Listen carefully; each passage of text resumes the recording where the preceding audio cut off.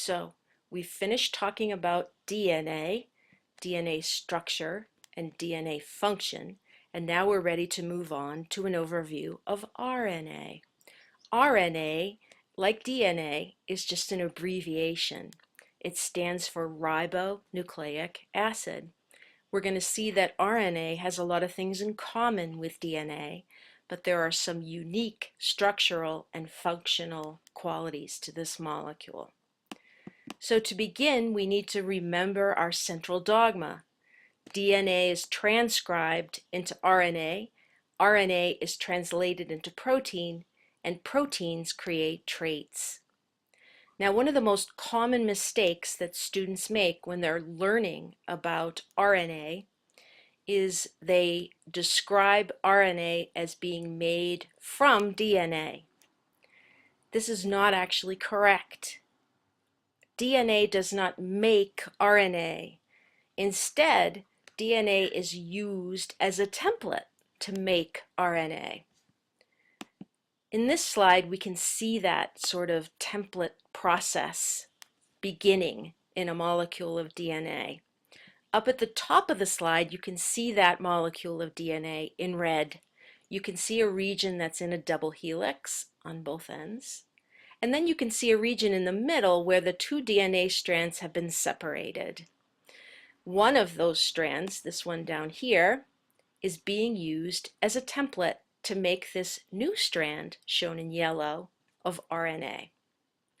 Remember, during transcription, only a portion of the DNA molecule is going to be used as a template. The cell will only transcribe genes that code for protein that the cell has an immediate need for. So within this area of DNA that has been opened up, there must be genes that code for proteins that a cell has a need for right now. Now, if you go down towards the bottom part of this slide, you can see everything happening above in much greater detail. So the pinkish orange region represents the DNA, and this yellow region represents the RNA that's being created from the DNA template.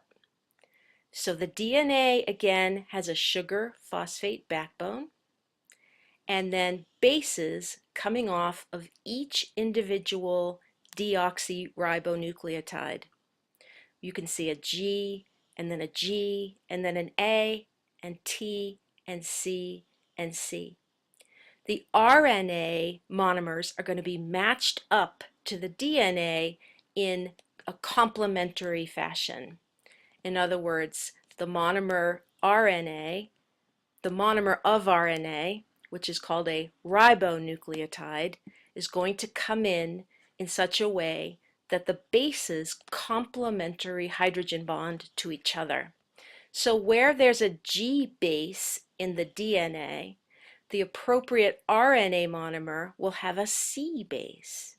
And those two bases, that base pair, will hydrogen bond, as you can see here in these yellow lines.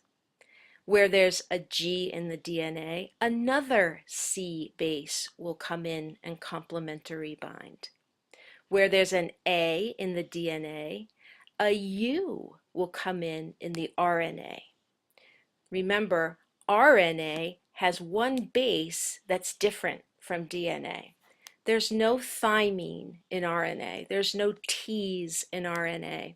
So wherever a T would come in, wherever there's an A in the DNA, in other words, we will instead substitute a molecule called uracil. So there are several structural differences that we need to be aware of between DNA and RNA, and the first one is in the sugar part of the molecule. If you look over on the left-hand side, you can see a sugar called ribose, and this is the sugar found in RNA. It's a 5-carbon sugar, and off of several of these carbons, you can see a hydroxyl group, OH. Now look at carbon number 2 here, and you'll see one of these hydroxyl groups, OH. Now if you compare that to the molecule on the right, which is deoxyribose. This is the sugar that's found in DNA. And if you look at the number 2 carbon, instead of seeing a hydroxyl group, you'll see a single hydrogen atom. This is the difference in these two sugars, ribose and deoxyribose. It gets called deoxy because the oxygen has been removed. Now, another difference between DNA and RNA that I've already mentioned is that one of the bases is different. DNA and RNA both contain cytosine and guanine and adenine, but DNA contains thymine, or T, while RNA contains uracil, or U. Now, if you compare thymine and uracil, they're very, very similar. They're both pyrimidine bases. The difference is that thymine has this extra methyl group coming off of the carbon ring, and uracil does not. So, anywhere where you would imagine that a T belongs in RNA, we simply substitute a U. In other words, U will complementary bind with A in DNA. Now, just like we did with DNA, we can describe the primary, secondary, and tertiary structures of RNA. The primary structure of RNA, just like we saw with DNA, is simply the sequence of the bases in a strand of ribonucleotides. And again, the 4 bases are A, U, G, and C. In terms of secondary structure, we have another big difference between RNA and DNA. Remember, we said the secondary structure of DNA is the double helix. We said DNA doesn't occur as a single strand in nature, but RNA is different. RNA does exist as a single strand, so instead of 2 strands of RNA coming together and binding, we see 1 strand of RNA binding to itself. And this is what we call a stem and loop structure, also known as a hairpin structure. So there are some areas in the RNA strand that can come together and complementary bind within the same strand. And then there are other regions where the bases do not complementary bind, and we end up with a loop, an open loop. So here's the loop where we don't have complementary binding, and here's the stem where we do. The tertiary structure of RNA is another place where we see a big difference between DNA and RNA. We said the tertiary structure of DNA is the chromosome. The tertiary structure of RNA depends on the type of RNA that you're talking about. So there are 3 kinds of RNA in the cell that we need to be aware of, and they get their names based upon the job they do in the cell. So the first is messenger RNA, or mRNA, and this is the type of RNA that's made in transcription. This is the RNA that's created from the DNA template. The second kind is called rRNA, or ribosomal RNA, and this is the type of RNA that joins together with protein to create a ribosome. And a ribosome is part of the cellular machinery that performs translation in the cell. Now, ribosomal RNA, or rRNA, joins together with this protein to form a globular, 3-dimensional tertiary shape. The last kind of RNA is called tRNA, which stands for transfer RNA, and this RNA is again involved in translation. Its tertiary structure is something like an L shape, and I'll show you a picture of that in just a minute. So we now know primary, secondary, and tertiary structures for both proteins and nucleic acids, both DNA and RNA. So in this slide, I've put all of that information together in a table. So this is a good slide to use when you're studying. We have the primary structure, the secondary structure, and the tertiary structure, all laid out in this table. For example, the primary structure of protein is simply the sequence of the amino acids in that protein. In comparison, the primary structure of DNA is the sequence of deoxyribonucleotides with bases A, T, G, and C. For RNA, it's the sequence of ribonucleotides with bases A, U, G, and C. If you look over here in this box for the tertiary structure of RNA, you can see the comparison between the different types of RNA. For mRNA, there is no tertiary structure. The mRNA molecule forms that stem and loop, is used for translation, and is then degraded. Because it doesn't last very long in the cell, there's no need for it to have a stable, three-dimensional tertiary structure. In comparison, rRNA and tRNA are going to last in the cell for quite a while. The rRNA will last as part of the ribosome, and the tRNA will last as part of the process of translation. So both of these do need a tertiary structure. The rRNA will assume a globular tertiary structure, and the tRNA will look something like an L shape. So we know a little bit about the differences now in the structure between RNA and DNA, and we know that during transcription, the DNA single strand is going to act as a template for the cell to build an RNA molecule in a complement.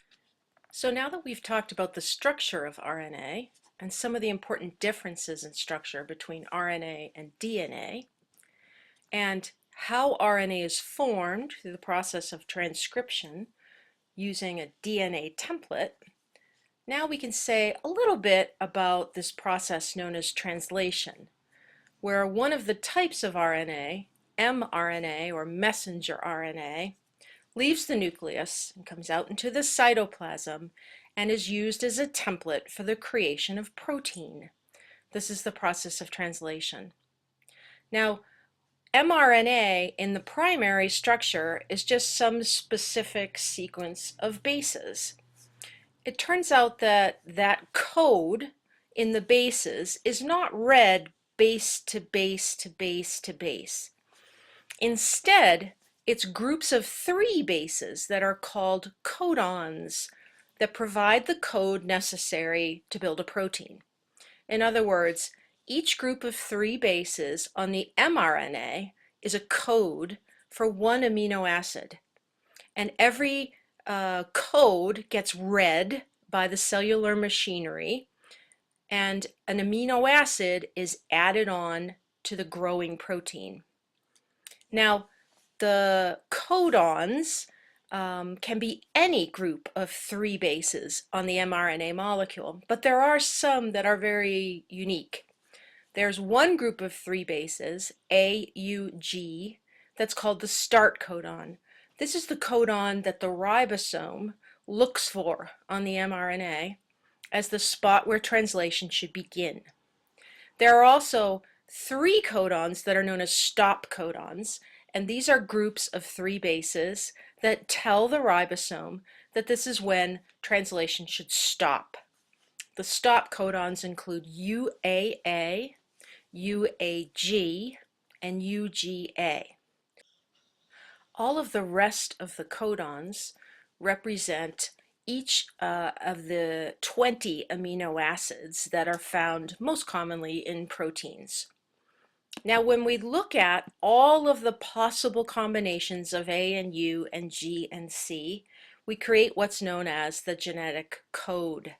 Now, this is a table that looks very complex, but it's not something that we memorize because it's available in any biology textbook.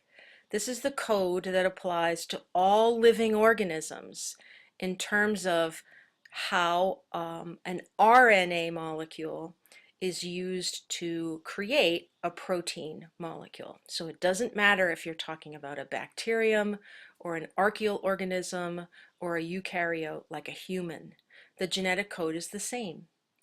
Each one of these groups of three bases, is the codon, and each codon codes for one specific amino acid. Now you'll notice that for many of these amino acids, like alanine here, there are multiple codons that code for it. The difference is in the last or the third position of the codon. In other words, GCU, GCC, GCA, and GCG are all codons that when the ribosome exposes them to be read, the cellular machinery places an alanine amino acid at that position in the protein. So one of the important things to note about the genetic code is that it's redundant. In other words, we can have multiple codons that all code for the same amino acid. You can see that here for serine, and here for proline, and threonine, and alanine, and valine. Almost all of the amino acids have 4 codons that code for them. Some of them only have 2. But that redundancy is real. And you may ask yourself, why would that be? Why would nature have more than one codon be the code for that particular amino acid? And the answer is that it allows for some mistakes to be made during transcription, which would change the codon, change the bases in the codon, but would not end up changing the protein that was created from those codons. In other words, it allows for some mistakes to be made without changing the amino acid order or the sequence of the amino acids in the protein.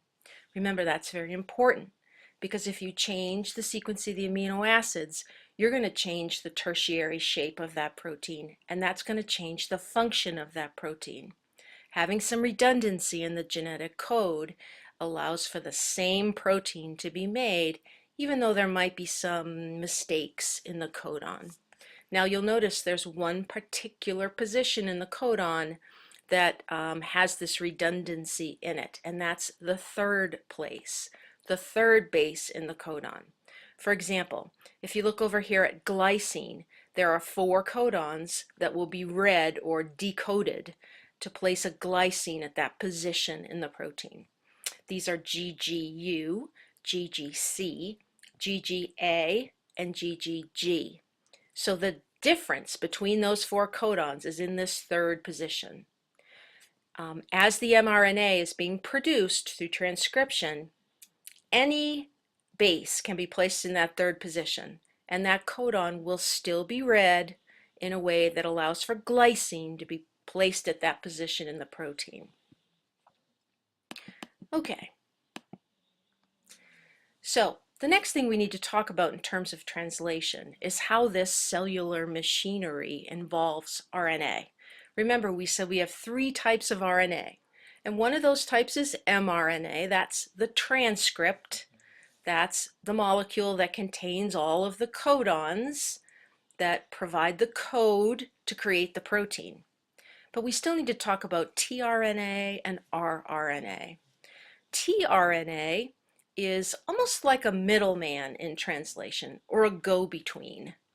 tRNA is going to be the connector between the codon on the mRNA and the correct amino acid for that codon. Now, if you look at this picture here, you can see this sort of an L shape to the tertiary structure of tRNA. This black strand represents a sequence of bases in the tRNA molecule. And that strand of tRNA then folded up into its secondary shape of a hairpin loop. And then it continued to fold until it created this L shape, which is the tertiary shape of tRNA. Now, at one end of that L tRNA is 3 bases, which are called an anticodon.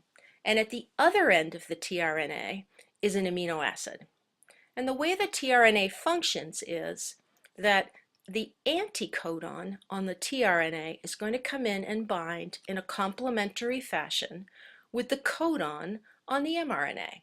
So where there is a U and a C and an A in the codon, the correct tRNA is going to come in and have an A and a C, I believe, and a U.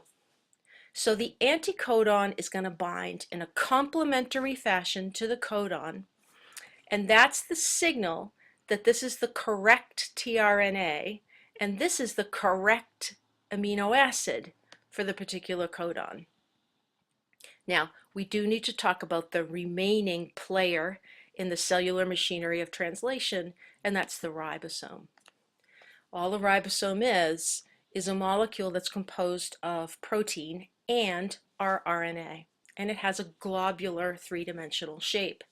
The ribosome is really the critical player in translation because the ribosome literally moves along the mRNA and it exposes each codon one at a time in a way that allows for the tRNA to come in and bind anticodon to codon and place the correct amino acid for that codon in the order of in the growing protein. So the ribosome is the place where the growing protein emerges. Now, I put this slide in because this is a slide that helps put all of this together in one place. It helps us to see all three kinds of RNA out in the cytoplasm involved in this process called translation. So what you're looking at here, you see this black strand. This represents a molecule of mRNA. This was produced through transcription off of a DNA template in the nucleus of the cell. This mRNA then travels out of the nucleus and into the cytoplasm where it's met by the ribosome. And in this diagram, the ribosome is shown in this silvery gray color. So this ribosome is composed of protein and rRNA. It has a globular tertiary shape, and it's going to literally move down the length of the mRNA, and it's going to help convert the code of the mRNA into a protein. So the ribosome exposes one codon at a time. And that's what you're seeing here with these little teeth that are sticking up off of the black strand. Those are three bases that compose a codon, and they have a code to them. That code that you saw in the genetic code table. So those three bases code for one amino acid. The tRNA molecules are shown in black here and here and here, and each tRNA carries a different amino acid and the correct anticodon for that amino acid. So here we can see a codon that's being complementary bound by an anticodon on a tRNA molecule. And we can see this growing chain of golden circles that represents amino acids. And when you join one amino acid to another and another and another, you create a chain of protein in the primary structure. So the next thing that's going to happen here is this gray ribosome is going to shift. It's going to move over to the next codon and expose that codon. The proper tRNA will come in and bind anticodon to codon, and the amino acid that it's carrying will be added on to the bottom of the chain of amino acids, forming this protein. Then the ribosome is going to shift again to the next codon, and the proper tRNA will come in and bind anticodon to codon, and it will donate its amino acid to the growing chain, the growing protein molecule. And this will continue all the way down the mRNA until the ribosome exposes a stop codon. And this will tell the machinery that it's time to stop, that the protein is completed. And that will end this important process called translation.